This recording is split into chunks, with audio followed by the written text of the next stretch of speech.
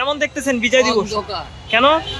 এই যে মনে বোঝেন জুলাই আন্দোলনের পরের থেকে তো মনে বোঝেন দেশ অন্ধকারে গেছে গা। এই যে দেশে তো একটা আতঙ্ক আছে, দেখুন বেগম খালেদা জিয়া মৃত্যুর সাথে পাঞ্জা লড়তে আছে 1 নম্বর। 2 নম্বর আবার ওই যে মনে করেন ওই যে কাগজের মধ্যে একজনকে গুলি করে মারা গেল না হুন্ডার মধ্যে। হ্যাঁ, দেশে তো মনে বোঝেন একটা তো পুরো নৈরাজ্য সৃষ্টি হয়ে গেছে, মানুষের ভিতরে একটা আতঙ্ক, এই না কি হয়, এই না কি হয়। বিজয় দিবসের আনন্দ নাই? না,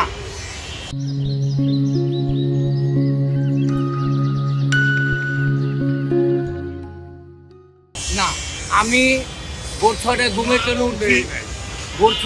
জন্য উঠছি মনে বোঝেন আমার কানে অহন তোমার কোনো মাইকের একটা আওয়াজ আমি পাইনি।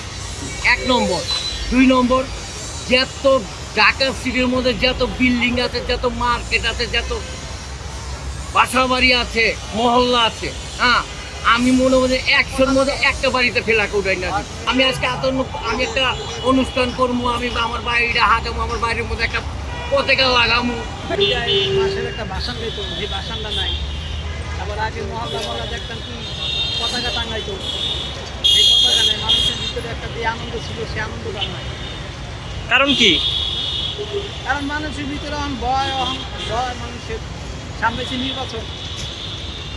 আগের মতো না আছে লোকজন। আগে তো এই যে 16 ডিসেম্বরের আগের দিনই তো মনে করেন যে শহীদ মিনার আসতে পারতো না। এখন লোকজন নিত নাই কোনো। এই যে শাহবাগ পুরো খালি, তাহলে কেমন বেচা কিনে হলো? লোকজন আইলে সে বেচা কিনে হয়, না আইলে কি বেচা কিনে হয়? আগের মতো উদযাপন নাই? না, আগের মতো নাই।